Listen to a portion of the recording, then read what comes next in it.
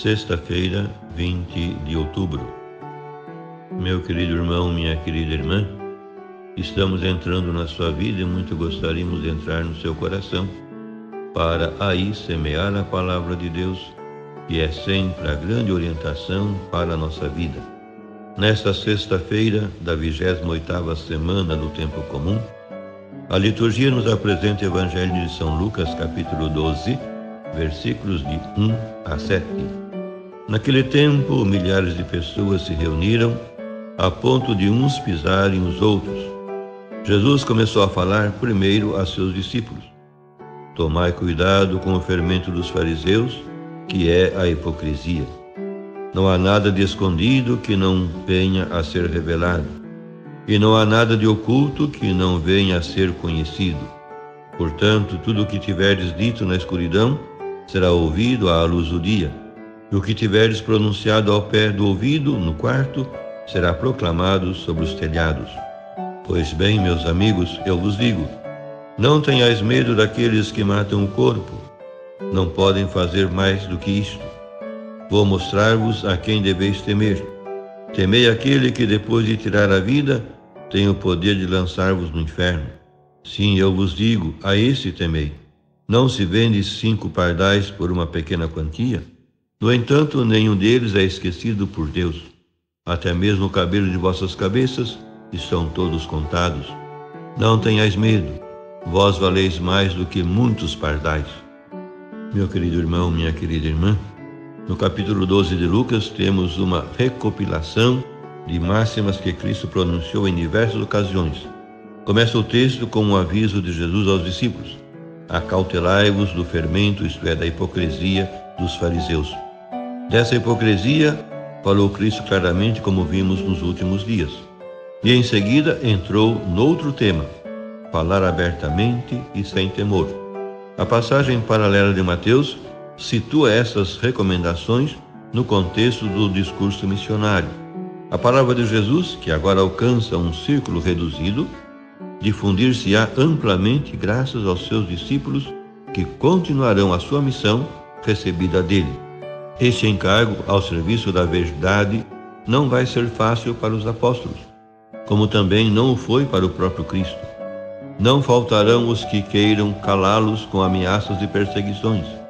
Por isso Jesus nos previne: meus amigos, não tenhais medo dos que matam o corpo, mas não podem fazer mais. Temei o que pode matar e depois lançar ao fogo. O medo à morte corporal não deve acovardá-los. Jesus exorta os seus à coragem por 2 razões: porque a pessoa é inviolável e porque Deus não se esquecerá deles. Não há que temer os que matam a vida física, mas não a pessoa inteira. Só há um temor justificado: aquele que pode condenar o homem em corpo e alma à perdição eterna. O único medo que salva é o santo temor de Deus. Mas Deus comporta-se com os homens como um pai que cuida dos seus filhos em todos os detalhes. Se ele não se esquece de um passarinho que valem poucos, muito menos dos seus filhos, os homens. Até os cabelos da vossa cabeça estão todos contados. Portanto, não tenhais medo, pois valeis mais do que muitos pardais. Como humanos que somos, é normal o medo diante do perigo que a perseguição supõe, e é explicável a angústia diante do risco que se corre de perder posições e inclusive a vida, aquele que testemunha a verdade do Evangelho frente à mentira e hipocrisia do mundo. Jesus sabia disso, por isso recorda aos seus que só há um fracasso realmente temível e uma catástrofe irreparável que se deve evitar a todo custo: perder a vida para sempre. Precisamente a vitória sobre o medo, a vergonha e o respeito humano é a linha divisória que marca a diferença entre o verdadeiro discípulo de Cristo e o que é cristão só de ocasião, enquanto as coisas lhe correm bem. Mas o temor não pode vencer-se senão à base de amor. Tal deve ser a nossa resposta ao carinho que Deus nos tem e que deve suscitar em nós uma fé e uma confiança total, como no caso de Abraão, que acreditou contra toda esperança.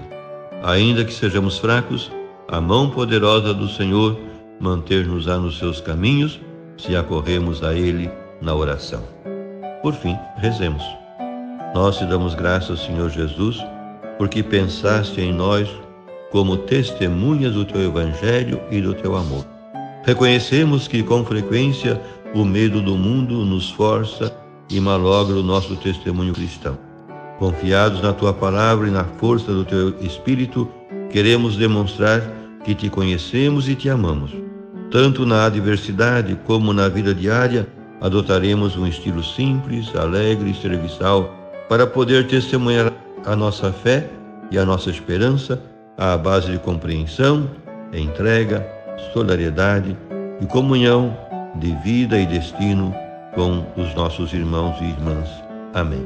E a você, meu querido irmão, minha querida irmã, que me acompanhou neste encontro com a Palavra de Deus, desça sobre ti a bênção de Deus Todo-Poderoso, Pai e Filho e Espírito Santo. Amém.